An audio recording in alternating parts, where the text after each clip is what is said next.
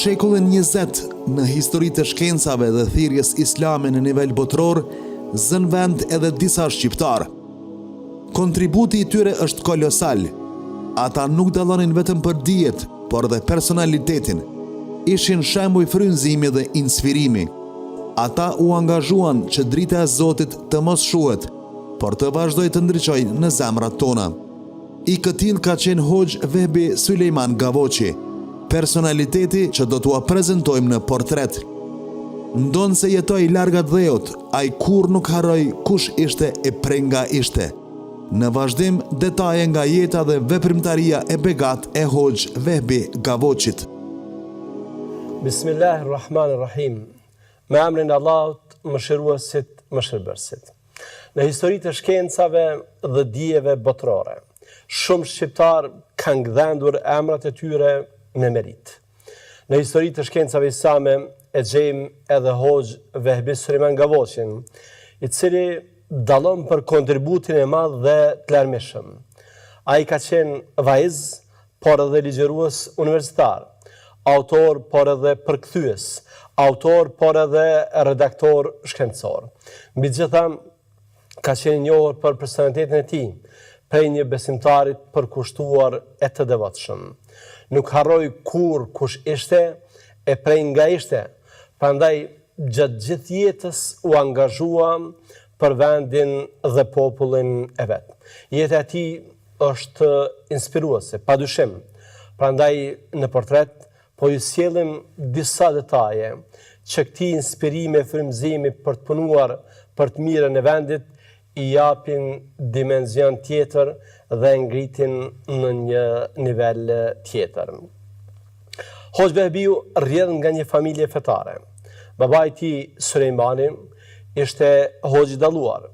Në vitin 1913, kur Shkodra ishte rrethuar nga forcat serbe e malazeze, Hafiz Halil Gavoçi dhe Hafiz Sulejman Gavoçi, pra gjyshi dhe babai i tij, i rrokën armët e dalën vullnetar për mbrojtjen e qytetit nën komandën e Hasan Riza Pashës.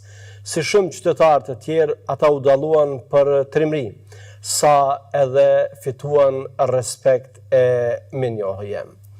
Fituan respektin e komandantit Hasan Rizas dhe dashamirësinë e bashkë luftëtarëve. Më pas, familja e tij migron në Damask, ku jetuan në lagjën Divanie. Me ndihmën e bamirësve përreth kishin ndërtuar një xhami, cilin e kishin quajtur xhamia e Arnautëve, pra shqiptarëve, aty ku babai i tij shërbeu si imam dhe hatib ligjërues deri në vdekjen. Ai u mësoi një numër të madh studentësh, shqiptar dhe të tjerë, fen. Shkroi madje edhe një broshurë, shpëtimi besimtarëve në mos përngjasimin me jo besimtarët, ku përmendi çështjet e kapelas, zbulimit të grave, martesën e jo muslimanit me muslimanën dhe të kundërtën, fotografimin, trashëgimin e tjerë. Ja se si përshkruan Hoxh Vehbiu të atin Hoxh Sulejmanin, ndërsa ja dedikon shërbimin shkencor që i kishte bërë veprës së Ibrahim Halebiut, Multaqa al-Abhur. Imam Vehbiu thot kësaj: shpirtit të dietarit, punëtorit, fakihut, sakrifikuesit dhe mujahidit dhe muhaxhirit në vendet e Shamit me fenë e tij, në mbrojtje të familjes së tij, atij që ishte xheloz për fenë e tij, shumë i lidhur me fikun e imamëve fukaha, Ebu Hanifës, Allah mëshiroft, dhe qoftë i kënaqur prej tij, babait dhe hoxhës tim, atij që ka merita të mëdha për mbi mua, Sheikh Sulejman Halil Gavoçit, e mëshiroft Allahu dhe ja shumë fishoft shpërblimin e tij, se ai është dëgjuesi dhe i përgjigjet lutjeve. Amin. Pra këto fjalë ishin ato që e shfaqin respektin e madh që ai kishte për baban. Vehbi Sulejman Gavoçi lindi në qershor të vitit 1923 në lagjën Garuc të Shkodrës. Mësimet e para të fesë i ka marrë nga babai e më pas nga Shuaib domnori. Në qershor të vitit 1937, babai i tij, Sulejmani, së bashku me vëllain e tij, Sheikh Muhamedin dhe familjet e tyre, emigruan në Damask të Sirisë. Në moshën 13 vjeçare, babai do të dërgonte Vehbiun në Egjipt që të kryente shkollën dhe studimet në Azhar, shkolla më e mirë e botës islame në atë kohë. Pas 10 viteve qëndrim në Egjipt, kreu kolegjin e shariatit dhe 2 vite për drejtësi. Në vitin 1947, pas plot 10 viteve studime, ai kthehet në Siri. U emërua si mësues i lëndëve fetare në Haleb, 450 km larg Damaskut, ku kaloi 3 vite. Pas vdekjes së babait të tij në vitin 1958 në Siri, Imam Vehbiu do të zaventësonte atë në ligjërata në xhamin Arnaut, që ishte ndërtuar pikërisht nga babai i tij. Aty do të qëndronte plot 3 vite si imam dhe vajz, e më pas do të ligjëronte edhe në xhami të tjera. Në vitin 1966 shkon në Arabinë Saudite, ku ftohet për dhënë mësim në një kolegj islam. Atje kalon 6 vite, konkretisht 1 vit në Riyadh e 5 vite në Medinë. Gjatë qëndrimit në Medinë për 2 vite me radhë, 2 herë në javë, ka ligjëruar edhe në xhamin e profetit tonë Muhamedit alayhi salatu wassalam. Ndërsa gjatë kohës së haxhit, ndërmjet viteve 1967 dhe 1970, ka ligjëruar çdo ditë. Pas këtyre 6 viteve kthehet sërish në Siri, ku vazhdon profesionin në vitin 1980. Në këtë vit ai del në penzion dhe kthehet sërish në Medinë, ku qëndron edhe 3 vite të tjera. Pastaj shkon në Jordani, në Aman, ku qëndron 2 vite, duke dhënë mësim në për xhami e shkolla private. Në vitin 1988, ai shkon në Emiratet e Bashkuara Arabe, ku ftohet për hapjen e një universiteti të ri islam. Atje jep mësim për 14 vite me radhë dhe përveç angazhimit si ligjërues, hoxha jon ka dhënë angazhim dhe kontribut të çmuar edhe në hartimin e plan programeve për shkollat e mesme fetare në Siri, në lëndë të ndryshme si në fik, në hadith, në trashëgimi e tjerë. Hoxha Vehbiu është njëri ndër hoxhallarët me kontributin më të madh në fushën e shkrimeve. Ai ka lënë pas vete vepra të shumta të shkruara në shqip dhe në arabisht. Ne përmendim vetëm disa vepra që janë në gjuhën shqipe. Ai ka shkruar vepra origjinale si Shtyllat e Islamit ose Se e pse, që është botuar në Ankara dhe Bruxelles. Pastaj ka shkruar veprën Orientalistika kundër Islamit, Brëshur, e cila është botuar në Tetov në vitin 1993. Ka shkruar veprën Mëshira e dhuruar me Tansis, botuar në Shkodër në vitin 1993. Po kështu ka shkruar veprën Pejgamberi Muhammed Jeta dhe vepra, që është botuar në Shkup në vitin 1994. Ka shkruar dhe botuar në këtë vit në Shkodër veprën Shtyllat e Besimit. Pastaj ka shkruar Ramazani, që është botuar po kështu në Shkodër në të njëjtin vit, pra në vitin 1994. Në këtë vit ka shkruar edhe veprën Shtyllat e Islamizmit, 2 dëshmit, që është botuar po kështu në Shkodër. Pastaj veprën Suneti e Bidati, veprën Shtyllat e Islamit namazit, që është botuar në vitin vijues, pra në vitin 1995 në Shkodër. Në Prishtinë në vitin 1995 ka botuar veprën Nyja e Besimit sipas Tahaviut. Pastaj ka botuar veprën Kurs i shkurtër për landë fetare islame në Shkodër në vitin 1995 me gjithsej 133 faqe. Ka shkruar edhe veprën Letra të një emigranti që është botuar në Shkodër me 1995. Në Shkodër, në vitin 1996, ka botuar librin Njerëz të mëdhenj përreth profetit Muhammed.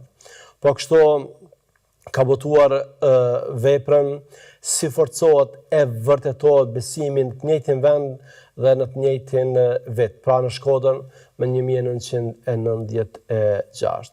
Hoxha ka shkruar edhe kundër sekteve të gabuara, një libër që ne ka botuar në Shkodër me 1996, pastaj ka botuar librin Zekati, Shtyllat e besimit, Sahabët e profetit që është botuar po kështu në Shkodër. Shtyllat e islamizmit është një vepër që është ribotuar në Shkodër në vitin 1997. Pastaj në vitin vijues ka botuar librin Mirësjellja Islame, pastaj në vitin 1999 në Tiranë e ka botuar librin Shtyllat e Islamit. Po kështu ka botuar librin Njohuri rreth Kur'anit, Sunetit dhe Bidati, që është botuar në Shkodër në vitin 1999. Hoxha, siç përmendëm edhe më parë, nuk ka qenë vetëm autor, por ka qenë edhe përkthyes.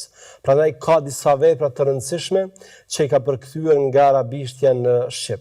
Po përmendim këtu sa për ilustrim veprën Parimet e Islamizmit, që është shkruar nga dietari dhe mendimtari i madh Ebu Ala el-Maududi dhe që është përkthyer dhe botuar në Beirut në vitin 1984 nga Hoxhë Vehbiu. Po kështu ka përkthyer veprën e doktor Yusuf Kardavit, e lejuara dhe ndaluara, halali dhe harami, që është botuar në Shkodër në vitin 1993. Vepër tjetër që Hoxha ka përkthyer është ajo e Muhammed Abduhu el Jemanit, mësojeni fëmijëve tuaj dashurinë për profetin Muhammed, që është botuar në Shkodër në vitin 1992.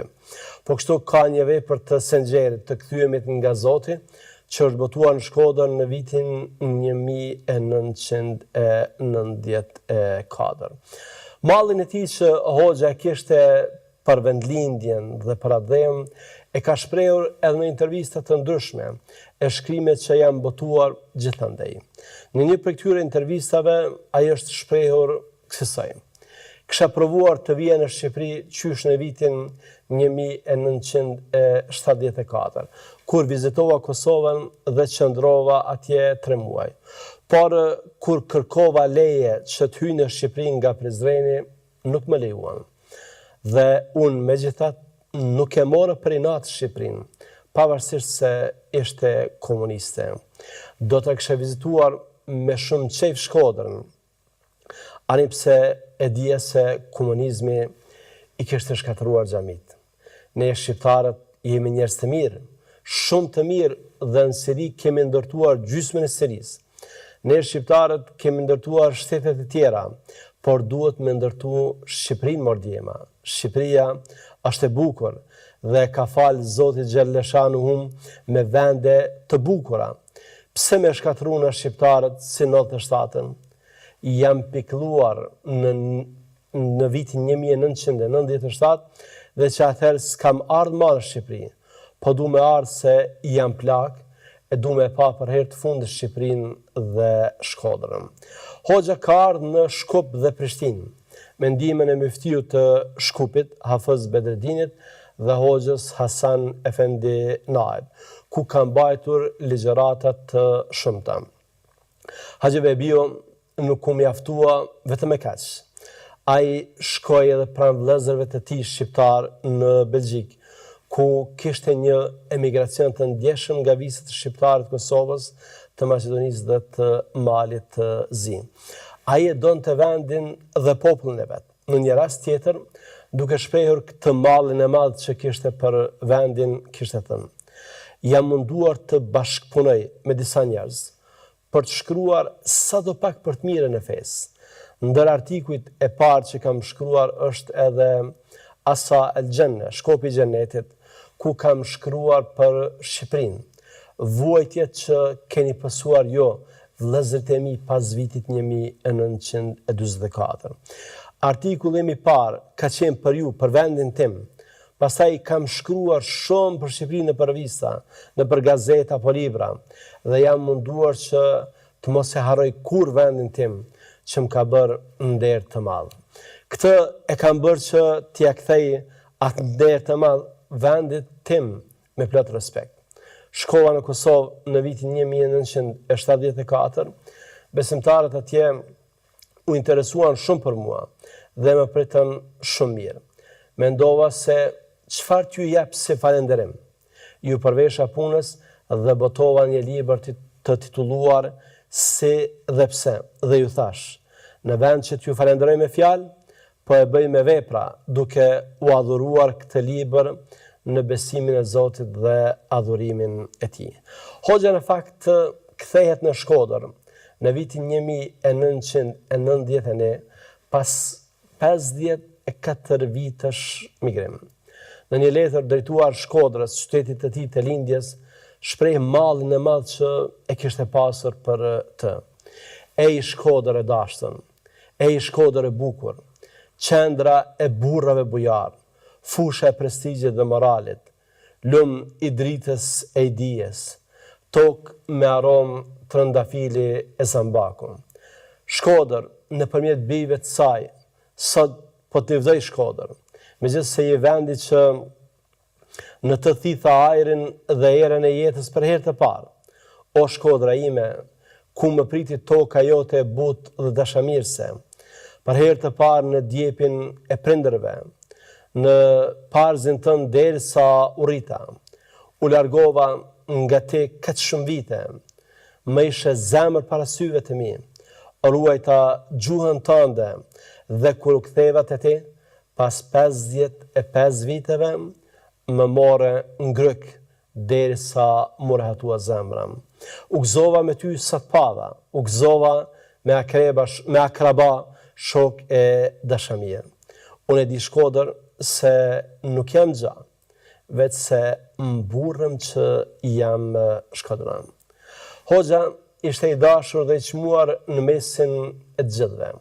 Po veçojmë dy bashkahës të tij dhe fjalët që ata kanë thënë për Hoxhë Vehbiun. Hafiz Sabri Koçi, ish kryetar i komunitetit musliman shqiptar, duke folur për imamin ton, për Hoxhë Vehbiun, ka thënë: me Sheh Vehbiun nuk kam denjur shumë së bashku, për arsye të emigrimit të tij për vite me radhë dhe punës sime në Tiranë. Pas kthimit të tij në Shqipëri, megjithatë, ai ka qenë dhe vazhdon të jetë njeri i palodhur me kontributet e tija. Njeri i devotshëm, i rregullt dhe kishte një lexim shumë të përsosur të Kur'anit, duke dhënë një shije që nuk të largohej lehtë nga zemra. Ai ka kontribuar për muslimanët shqiptar me literaturë të ndryshme edhe para ndryshimeve demokratike në vendin tonë. Jashtë atë dhejut e kam takuar dhe ishte shumë i devotshëm dhe punëtor. Ka grumbulluar rreth vetes fëmijë, burra e gra, duke mbajtur biseda, vaze e ligjërata të ndryshme. Si ky popull të kthehet tek Zoti e feja. Gjithmonë kam kujtim të mirë për të. Në aspektin e ndihmesës së tij në literaturë fetare, Sheh Vehbiu ka qenë jeta e komunitetit musliman shqiptar. Veprat e tij të shumta në një ambient të dominuar nga ignoranca fetare dhe mungesa e intelektualëve musliman ishte jetë. Ai e kishte kapur damarin aty ku duhej. Ka bën një shërbim të madh për ne, saqë ja kam zili atyre që janë njohur dhe kanë bashkëpunuar që heret me të. Ndërsa hoxha tjetër, Imam Vehbi Ismaili, që ka qenë kryetari i komunitetit musliman shqiptar në Shtetet e Bashkuara të Amerikës dhe në Kanada, duke folur për Vehbi Sulejman Gavoçin, ka thënë: Haxhi Vehbiun e kemi njohur kur kemi qenë student në Kairo. Është një shkollar i njohur që nderon gjithë Shqipërinë. Haxhi Sulejman Gavoçin e kam njohur qysh në familje, me që babai im Haxhi Ismaili dhe ai ishin prej ulemave të Shkodrës, prej ulemave të njohur dhe të respektuar që vinin dhe shkonin në shtëpitë e njëri tjetrit. Më 1938 shkova në Kairo për të ndjekur studimet në Azhar, atje ku u njoha me vëllain e tij Shauketin. Pak më vonë erdhi në Kairo edhe Vehbiu. Ai bashkë me Taufik Isamin nga Çakova ishin të vetmit student shqiptar që mbaruan studimet në gjimnazin e Azharit dhe fakultetet e shariatit me sukses të lartë. Haxhi Vehbiu është i njohur në botën arabe dhe islame me artikujt e shumë që ka shkruar në revistat e ndryshme në botën islame dhe më se 20 e ca libra me subjekte të ndryshme islame në gjuhën arabe. Kur u çlirua Shqipëria, ai ishte ndër të parët që shkroi shumë libra në gjuhën shqipe, libra të cilët ai shpërndante falas. Me sa di unë, ky ishte i vetmi me Hafiz Ibrahim Dallim që i shpërndante libra të falas. Haxhi Vehbiu është alim amil, dietar i fjalës dhe veprës, që nderon me veprat dijen dhe moralin e tij fenë islame dhe kombën shqiptar. Këtu mbaron citati i Vehbi Ismailit. Në bazë të kontributit të madh që ka dhënë ky personalitet i njohur për qytetin e tij, Shkodrën, me 10 shkurt 2012, Këshilli i Bashkisë Shkodër, me propozim nga Myftinia e këtij qyteti, Sheikh Vehbi Sulejman Gavoçit i jep titullin qytetar nderi. Shqiptarët nga gjitha visët që gjenden në Siri, përfshirë edhe studentët që kishin shkuar atje për studime, gjenin tek Vehbiu dhe familja e tij një ngrohtësi e ndihmë të gjithanshme. Dera e tij ishte gjithmonë e hapur për gjithë ata që donin të përfitonin nga përvoja e tij e gjatë në fushat e ndryshme të shkencave islame. Këshillat e tij mbeten të paharruara në kujtesën tonë, sidomos ajo që e dha për shqiptarët që mundohuni ta fusni mësim besimin në shkollat laike, sepse ajo shoqëri e cila nuk ka besim është e destinuar që të shkatërrohet. Pas një jete të mbushur plot gjallëri dhe kontribut për promovimin e vlerave të larta islame, në orët e para të mbrëmjes 19 shkurtit 2013 në Emiratet e Bashkuara Arabe, Vehbi Sulejman Gavoçi, dietari i madh musliman shqiptar, i dorëzoi shpirtin krijues të tij duke qenë në moshën 90 vjeçare. Në ndarje, nderuar vëllezër dhe motra, do donim që të marrim disa mësime nga jeta e tij. Në radhë të parë veçojmë rëndësinë e familjes dhe edukimin familjar. Hoxha ishte fryt i një familje të edukuar dhe të dëshmuar për kontribut fetar e adhëtar. Angazhimi i tij i gjatë dhe i palodhshëm flet për themelet e këtij edukimi, i cili rehatin dhe shpërblimin e kërkon vetëm tek Allahu.